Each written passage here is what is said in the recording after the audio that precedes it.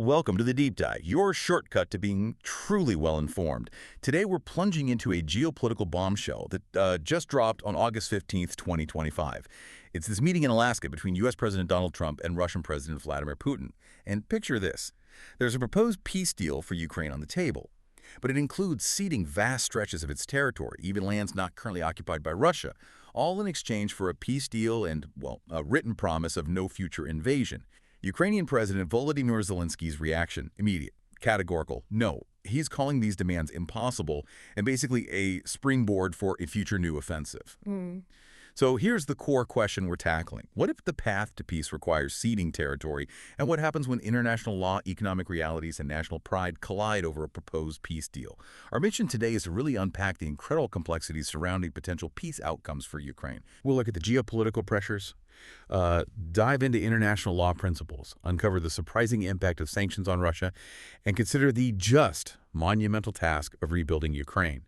And remember, this deep dive is built from that stack of current articles, research, and expert notes supplied by you, our listener. Our goal is to give you a comprehensive but, digestible understanding of this really critical global issue. Okay, so let's unpack this controversial proposal right out of Alaska. What exactly did President Trump and President Putin discuss? What were the key parts of this Alaska peace plan? Well, what's really striking, and frankly audacious, are the specifics. Putin reportedly laid out a plan where Ukraine would have to pull troops from the entire Donbas region.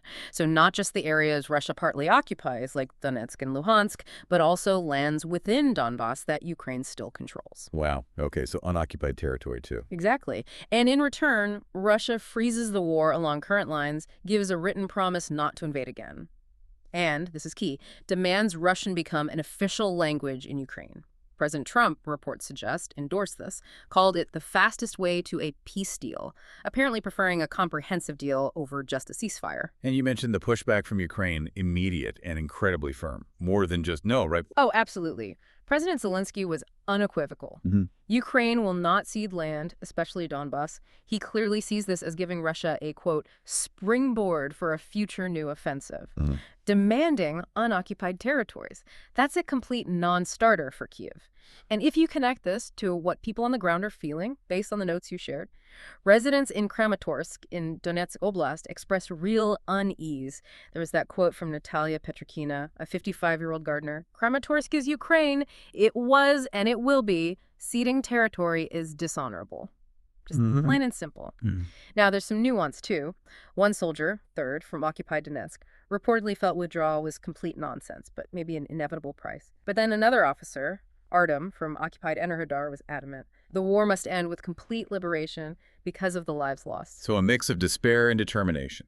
Right. And there's this underlying fear among Ukrainian officials, a real worry about being sold out, especially since, as you noted, President Zelenskyy wasn't even at the Alaska summit. That definitely raises questions. What does this mean for the wider international community, particularly our allies in Europe, NATO? What's their reaction? They're definitely not on board with forcing Ukraine to cede territory. European leaders are very clear. It's Ukraine's sovereign right to decide its own future, its own borders, and NATO's eastern flank nations. They are deeply concerned. Understandably. Yeah, a frozen conflict, which this deal might create, leaving Russia controlling maybe a fifth of Ukraine. They don't see that as peace. They see it as a dangerous pause. They worry it just lets Russia rebuild its forces, frees up potentially hundreds, thousands of Russian troops to move closer to NATO borders. Which reduces warning times drastically. Exactly. Makes future aggression against NATO itself feel much more possible, much more immediate. And, this whole situation really brings us to a fundamental point your research highlighted. These international legal principles, territorial integrity, and self-determination. They often seem to clash, right? Yeah, states often use territorial integrity to shut down secession talk. Precisely. But how do they actually apply here in Ukraine's situation? Okay, let's break those down. First, territorial integrity. What's the core idea there? So territorial integrity, it's foundational, historically designed to stop wars between nations. It's right there in the UN Charter, Article 2. Members promise not to use force against another state's territory or independence. But here's the critical legal point, often missed. Its scope is confined to relations among sovereign states. So between countries, not within a country. Exactly. It protects one nation's borders from another. It doesn't regulate how a state deals with its own population internally. Okay. Got it. Yeah. So how does self-determination fit in then? Sounds different. It operates in a very different sphere, yeah. Self-determination is what's called an erga omnes right of peoples. Erga omnes, meaning? Meaning it's a right owed to the entire international community. It empowers peoples, distinct groups, usually defined by culture, religion, language, to freely choose their own political, economic, social path. This can happen internally, like fighting for rights within a state, or externally secession, but that's generally seen as a last resort for, severe oppression. And how is that expressed? Through a vote. The accepted way is through a free and genuine referendum. And the legal analysis is clear. Practical difficulties don't negate the actual legal right of a people. So this perceived conflict between the two principles, your notes suggested it's actually a misunderstanding. How do legal experts square that circle? Well, the argument is they operate in different domains. Territorial integrity is about state-to-state relations, protecting borders from external attack. Self-determination is about the relationship between a state and its own people. I see. One governs external actions, the other internal rights. Precisely. So Ukraine refusing to cede land under invasion, that's a clear exercise of its right to territorial integrity against external aggression. Any question of self-determination for people within Ukraine would need legitimate internal processes, like a proper referendum, not annexation forced by an outside power. Which is why this Alaska proposal, forcing land concessions under duress, feels like such an affront to international law. Exactly. It mixes up those distinct principles. Okay, shifting gears a bit. Beyond the legal side, there's this huge economic battlefield. The sanctions on Russia, your notes were quite clear they have worked, but maybe not how everyone expected. What's the picture? The evidence is pretty stark. The sanctions imposed by the U.S. and allies, they have unequivocally impaired Russia's economic capabilities, no doubt about that. We're talking over 16,000 restrictions. Something like 70% of Russian banking assets are under sanctions. Their GDP shrank 2.1% in 2022. And estimates suggest Russia's economy could have been almost 20% larger today, if not for its actions since 2014. 20%. Yeah. That's nearly $750 billion in lost income. Yeah. Based on those figures. Huge. Massive. Absolutely massive. But Russia hasn't collapsed. They seem incredibly resilient, adapting. What are the long-term effects of how they've shifted things? Is this just temporary? That's the crucial question. And the answer seems to be no, it's not temporary. It looks like a profound, lasting transformation. Russia has pivoted hard, especially towards China. Their trade hit a record $237 billion in 2023, up nearly 70% since 2021. China is now the main route for getting sanctioned goods into Russia, supplying over 90% of their semiconductor imports, for instance. Wow. And they're using the shadow fleet, over 500 ships, to move oil outside Western controls. But the biggest thing, the real so what, is that Russia has deliberately restructured its whole economy. They've shifted priorities away from civilian needs towards military production. A war economy, essentially. Exactly. And experts believe this change is unlikely to be reversed even if the fighting stops, because it's created this new class of economic beneficiaries, people and industries profiting from the war machine. They have a vested interest in keeping it going. So even post-conflict, Russia's economy might still be geared towards aggression. That's the concern. It makes achieving a truly stable, lasting peace much harder. It means the international community needs a different strategy for dealing with Russia long-term, likely conditioning any sanctions relief on real, verifiable changes in its behavior. Okay, turning now to Ukraine itself, the destruction. Yeah. Your notes painted a devastating picture. What are the cost estimates for reconstruction? They sound astronomical. They are just truly colossal. The conflict has hit every aspect of Ukrainian society. Documented damage to infrastructure alone was $155 billion by early 2024, but the overall recovery need, estimated at $486 billion over 10 years. That figure was from late 2023. $486 billion. That's nearly 3 times Ukraine's 2023 GDP, wasn't it? 2.8 times, yeah. Just staggering. And that doesn't even cover everything. Environmental damage alone is pegged at over $56 billion. Yet amidst all this, planning is happening. What are the guiding principles? And crucially, where's the money supposed to come from? Right. Planning is underway. The key principles are it has to be Ukrainian-led, focused on modernization, integrating with the EU. It needs broad partnerships, public, private sector, NGOs, and critically, transparency in implementation and oversight by international donors to fight corruption. And the funding. Well, There have been significant pledges. The London Recovery Conference in 2023 raised over $60 billion in commitments. The EU set up a multi-year Ukraine facility up to $50 billion. And importantly, the G7 agreed in June 2024 on $50 billion in loans for Ukraine. These loans are to be serviced using the interest earned from frozen Russian state assets estimated around $3 billion a year. Using Russia's own frozen assets to pay for the damage. Essentially, yes, the interest generated from them.